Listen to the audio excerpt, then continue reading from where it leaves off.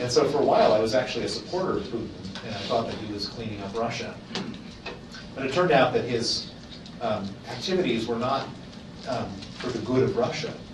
They were to go after his enemies. And he decided to go for broke at the end of 2003 in order to win his war with the oligarchs. And he arrested the richest oligarch in Russia, a man named Mikhail Gorbakovsky, who is the owner of an oil company called Yukos. He arrested him off of his private jet in Siberia. He brought him back to Moscow, and he put him on trial for tax evasion. And in Russia, when you're on trial in a criminal case, there's a 99.7% conviction rate. And so there's not really any presumption of innocence. And because there's no presumption of innocence, when you go on trial, you sit in a cage, because that's where you're going to be out after the trial is over.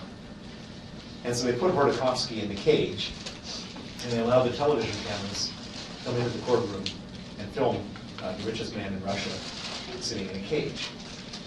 Now imagine you're the 17th richest man in Russia. You're on your yacht. You're parked off the Hotel du Cap in Antibes, France. You finished up with your mistress in the bedroom.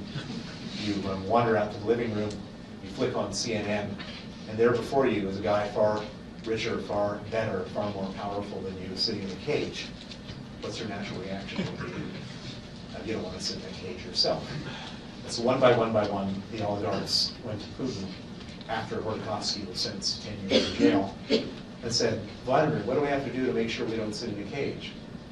And he said, real simple, 50%. Not 50% for the Russian government or 50% for the presidential administration of Russia, 50% for Vladimir Putin. And at that moment in time, this is June of 2004, Vladimir Putin became the richest man in the world. And he became partners with the oligarchs in all of their activities. And I carried on doing my naming and shaming campaigns